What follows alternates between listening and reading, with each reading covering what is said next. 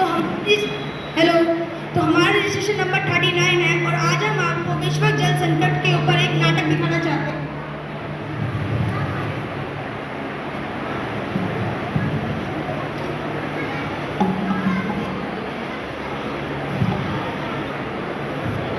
So finally I am in India.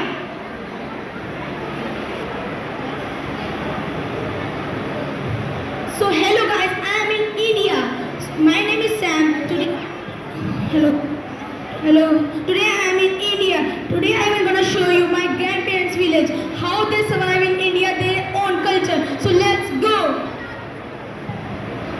Scene number 1.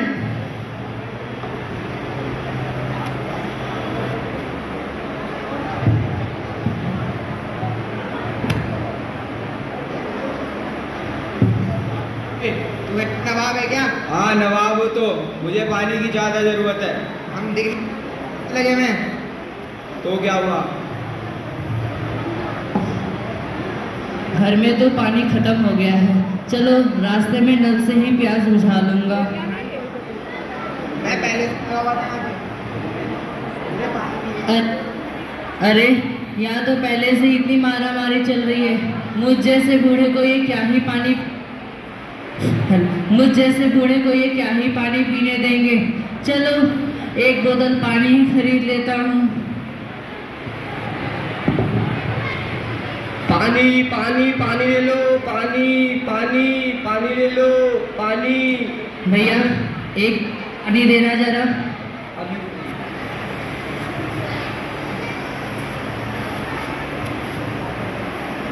ये लो भैया, ये 60 रुपए की है। क्या? नहीं, हमारे जमाने में तो नदी तालाब कुएं यूं ही पानी से भरे रहते थे। यूं ही आता जाता कोई भी राहगीरी अपनी प्यास बुझा लेता था। और आज का समय देख लो, एक बोतल 60 रुपए। भैया अगर 10 रुपए में देना हो तो दो। हाँ तो जाओ ना फिर अपने नदी और तालाब से ही पी ले।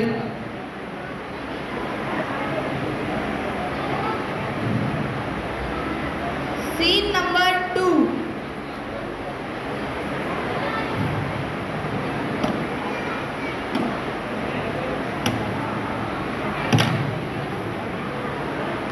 देखो ये जमीन तो बंजर बनती जा रही है।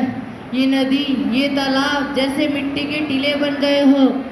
पूरे गांव में एक ही नल बचा है और वहाँ पे भी इतनी मारा मारी चल रही है पानी के लिए। यहाँ तो घर के लिए पानी की पूर्ति नहीं हो रही है। हम अपने फसल इन पशुओं के लिए पानी का इंतजाम कहाँ से कर पाएंगे? अरे कोई मुझे पानी पिला दो। पानी। Oh my God! जैसा मैंने सोचा था यहाँ तो वैसा बिल्कुल भी नहीं है। मैं लोगों की मदद करना चाहता हूँ। मैं एक काम करता हूँ, मैं अपने दोस्त ईशान को कॉल करता हूँ। क्या पता है इसी में वो मेरी मदद कर सके।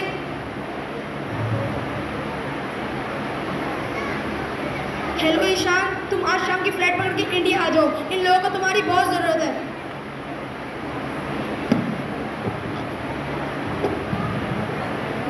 Scene number 3। मेरा नाम आन है और मैं विदेश में पारिवारिक कार्यशालाओं का कार्यरत हूँ। मैं यहाँ एक बहुत ही बड़े गंभीर संकट के ऊपर चर्चा करने के लिए आया हूँ, जो कि है वैश्विक जल संकट। यह संकट हम सभी को प्रभावित कर रहा है और हमारे जल संसाधन तेजी से घट रहे हैं, जिसको रोकने के लिए मुझे अभी कार्य करनी होगी। इसके लिए हमें सरकार का भी सहयोग चाहिए। मैं सरकारी अधिकारी आप सभी को आश्वस्त करता हूं कि हम इस पर पूरे जी जान से कार्य कर रहे हैं। इस कार्य को सफल बनाने के लिए हमें आप सभी का सहयोग चाहिए। वैज्ञानिकों का भी यही मानना है कि जल संरक्षण घर से ही शुरू होती है। सही कहा। मैं एक वैज्ञानिक के पद पर हूँ और मेरा रिसर्च दिखाता है कि हमारी दैनिक आदतों में छोटे छोटे बदलाव से काफ़ी पानी बचाया जा सकता है। हमें लोगों को इन तरीकों के बारे में शिक्षित करना होगा। हमें इस समस्या से निजात पाने के लिए जल संरक्षण और वृक्षारोपण पर ध्यान देना होगा। अंकल, मैं भी आपकी इस कार्य में मदद करना चाहता हूँ। RSBB वेस्ट विनोद नगर का छात्र हूँ और हमारे विद्यालय में हमारे शिक्षक ने हमें वर्षा जल संरक्षण सिखाया है और कहा है कि आप अपना इसमें योगदान दे सकते हैं, तो हम भी आपकी इस कार्य में मदद करेंगे। हाँ जरूर। बच्चों, तुम्हें पता है कि जल ही जीवन है और इस जल का महत्व हमें समझना पड़ेगा। इसीलिए हम अपने स्कूल में जल संरक्षण क्लब बनाएंगे और इसके नियमों का पालन करेंगे।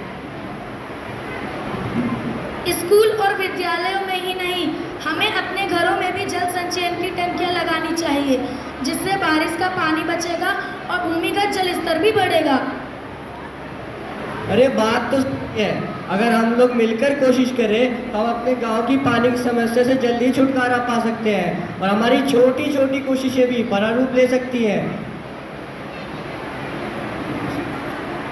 हमारी दैनिक आदतों में छोटे बदलाव से काफ़ी पानी बचाया जा सकता है। जैसे कि हमारे घर में आरओ लगे रहते हैं, उसमें से दिन भर पानी टपकता है।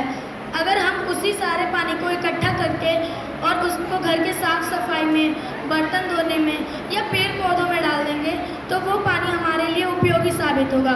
इसी तरह हमारे घरों में टंकियाँ लगी रहती है, हमें उसमें अलार्म लगाना चाहिए, जिससे जब भी टंकी भरे हमें उसकी सूचना प्राप्त हो जाए। कई घरों में देखा गया है लापरवाही के कारण पानी घंटों भर बर्बाद होता रहता है। इससे भूमिगत जल स्तर भी कम होता है। आओ मिलकर एक दृढ़ संकल्प लेते हैं। हम अपने आप से जुड़े 3 व्यक्तियों को इसके बारे में अवगत कराएंगे। हम उनसे यह वादा लेंगे कि वो भी अपने आप से जुड़े 3 व्यक्तियों को अवगत कराएं। ऐसे करके हम एक बहुत बड़े समुदाय को